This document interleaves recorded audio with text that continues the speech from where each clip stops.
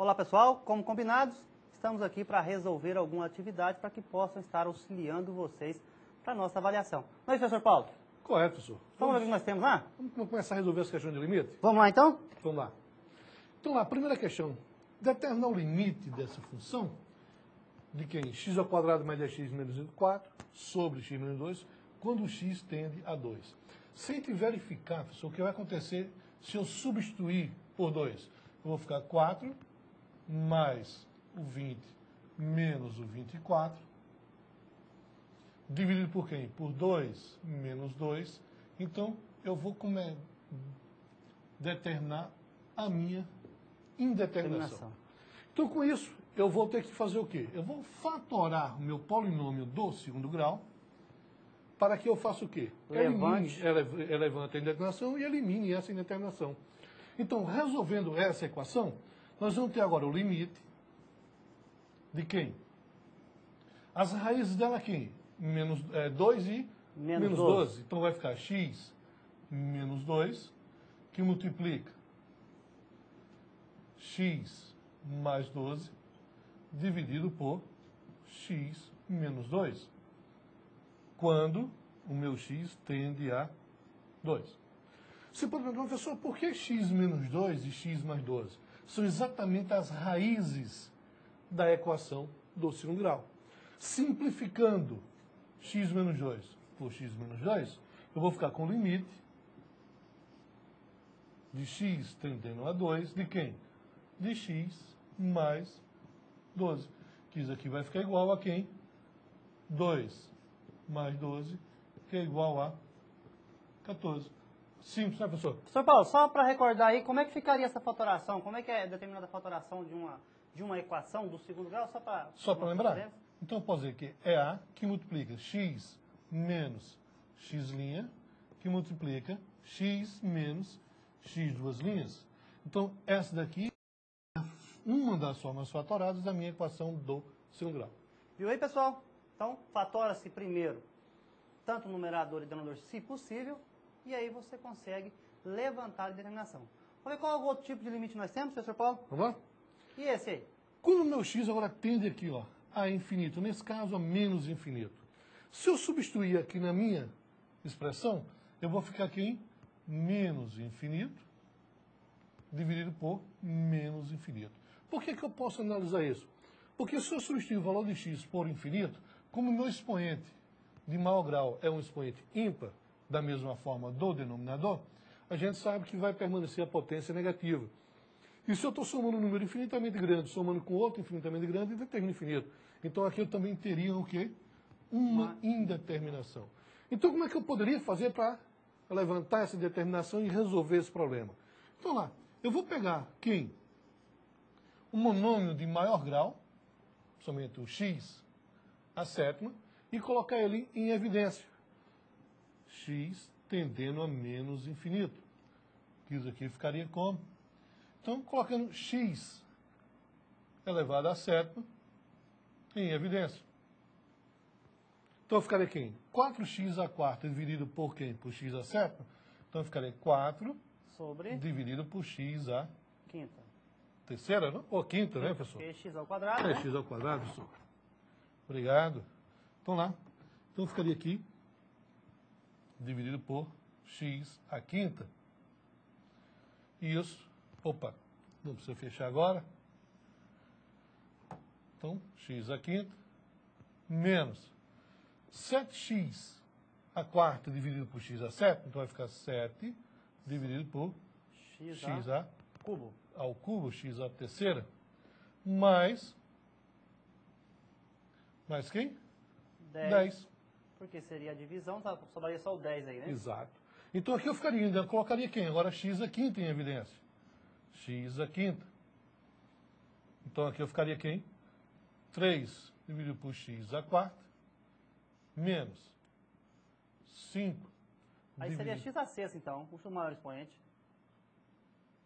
Nós X temos 3x menos 5x a sexta, né, professor Paulo? A sexta, correto, professor.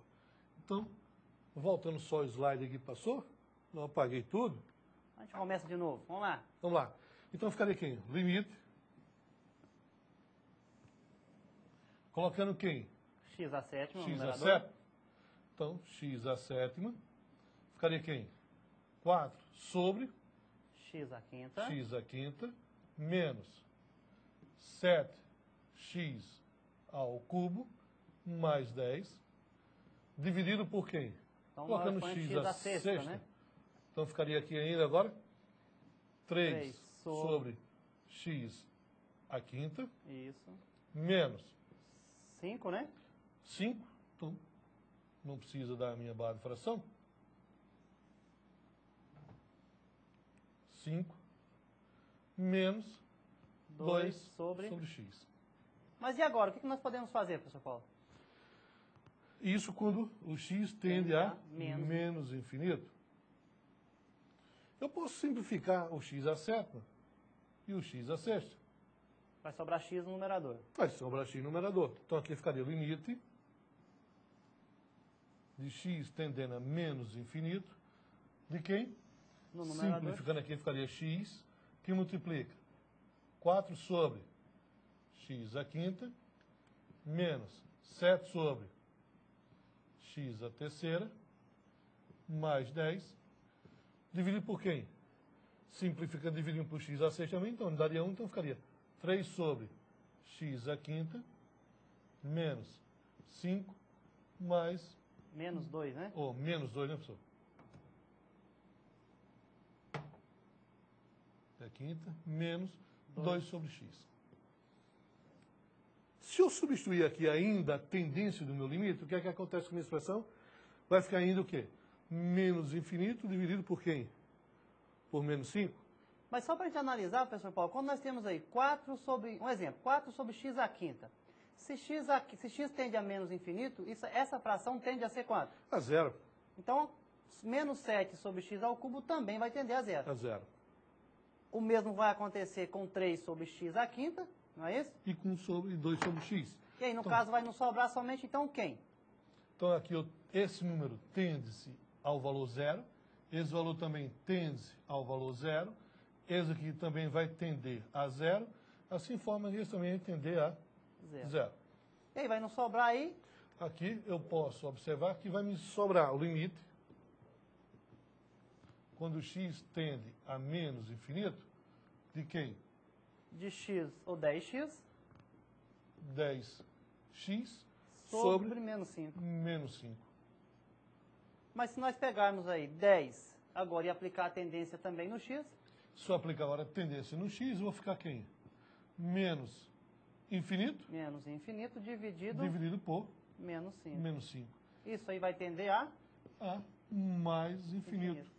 Você perguntou, mas professor, mais 10 infinito dividido por 5, mas o número infinitamente grande dividido por 5 continua sendo infinitamente grande. Viu aí, pessoal, que é simples quando você tem um limite e a variável, o domínio da função tende ao infinito? Vamos ver outro exemplo aí. Nós temos agora continuidade de uma função, professor Paulo. Como é que seria essa resolução? Então eu vou para primeiro quem são meus pontos críticos, o ponto que a gente vai ter que observar a continuidade ou descontinuidade da função. Então tem quando x for menor ou igual a 1, quando x for maior do que 1, menor do que 2, e quando x for maior ou igual que 2. Então, para a minha função ser contínua, eu tenho de lembrar exatamente quais são as condições de continuidade. Primeiro, que a função esteja definida naquele ponto. Segundo, que os limites laterais sejam iguais para que haja o quê? Exatamente o limite. E o terceiro, que a função naquele ponto seja exatamente igual ao limite também naquele ponto. Então, como o ponto crítico que eu vou analisar é 1, eu vou ter que analisar se a função está definida igual a 1.